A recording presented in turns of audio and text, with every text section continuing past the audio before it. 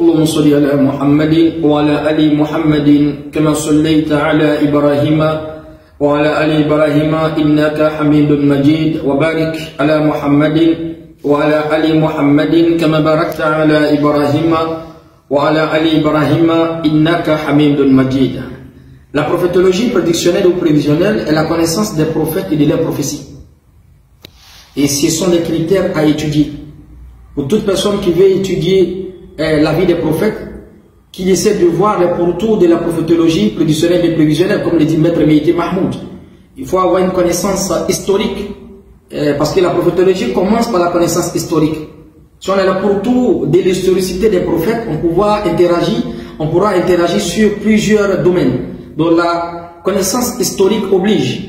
Et cette connaissance historique-là, elle a besoin en fait de plusieurs sciences. Il y a la connaissance événementielle, la connaissance historique, la connaissance événementielle pour les contemporains, la connaissance historique pour les non contemporains, la connaissance géographique pour comprendre la territorialité et la connaissance généalogique pour connaître la généalogie.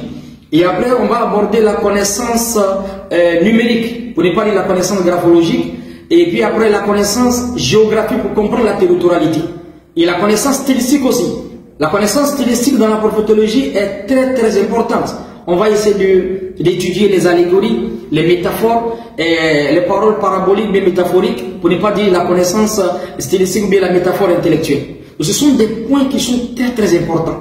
On ne peut pas étudier la vie d'un prophète sans étudier tous ces critères de la prophétologie prédictionnelle et prévisionnelle. Donc, je reprends, on a besoin de la connaissance historique pour les non-contemporains comme nous, qui sont des témoins auditifs, qui ne sont pas des témoins oculaires. On n'était pas présents au moment où les prophètes vivaient.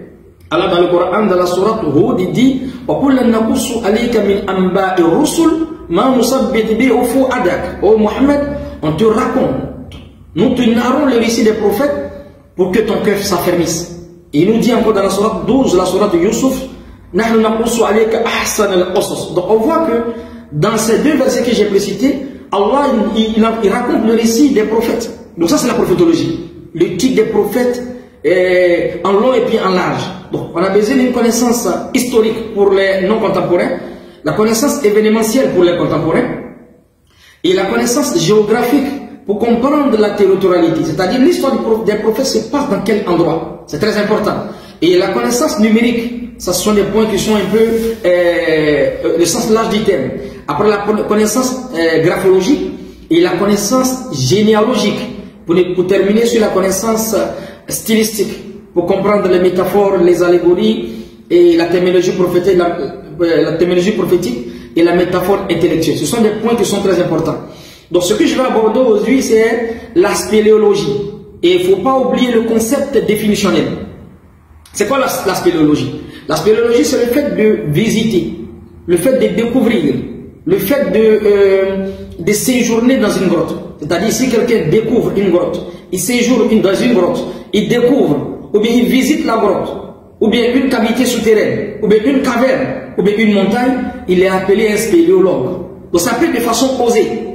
Aujourd'hui, ça peut être une autre connotation, c'est devenu un peu sportif par Edouard Alfred. Sinon, si on retourne dans la vie des prophètes, il y a eu spéléologie avant prophétologie.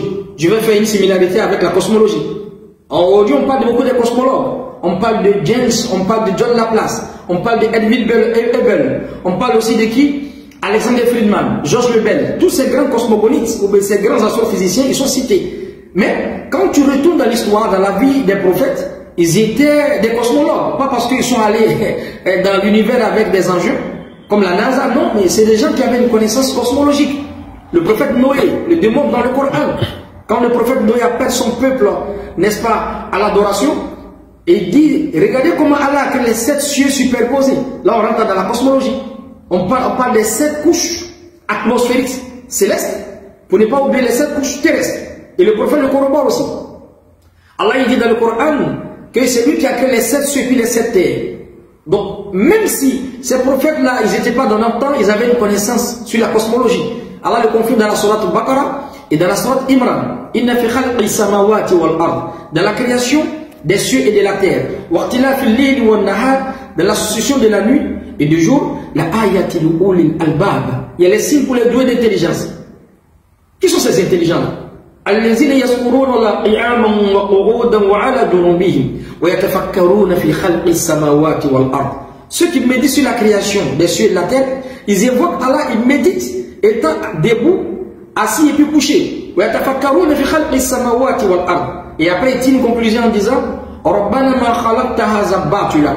Allah, tu n'as pas créé cela en vain. Subhanaka faqina azabana. Pureté à toi et parle-nous de l'enfer. Donc on voit ici, c'est un verset qui parle de la cosmologie. À l'instar du verset qui est dans la sourate 71, qui parle du prophète Noé. Et quand on retourne encore dans la sourate Imran, Allah fait encore ce même témoignage. Le Coran livre ce même témoignage-là. Et je vous voyez, inna fi khalqi samawati wal ard wa ikhtilafi al-layli wan nahar wal fulki allati tajri fil bahri ma yanfa'u an-nas wa ma anzala Allah min as-sama'i min ma'in fa ahya bihi al-ard ba'da mawtiha. Salli ala Muhammad. Donc on revoit ces versets-là qui parlent de la cosmologie. Mais ces versets sont allés sur le prophète sallallahu alayhi wa sallam avant même ces cosmogonites, avant ces astrophysiciens. C'est la même chose avec la spéléologie. Donc la spéléologie, c'est de visiter, découvrir, séjourner dans une grotte, dans une caverne, si vous voulez, une montagne. Et beaucoup de prophètes ont passé par la spéléologie avant même la prophétologie. Donc la spéléologie, dans les récits extra-coraniques, dans le Coran, dans les récits bibliques, thoraïques et évangéliques, a plus de fréquence que de chance. Il y a eu spéléologie avant prophétologie. C'est ce que je peux dire.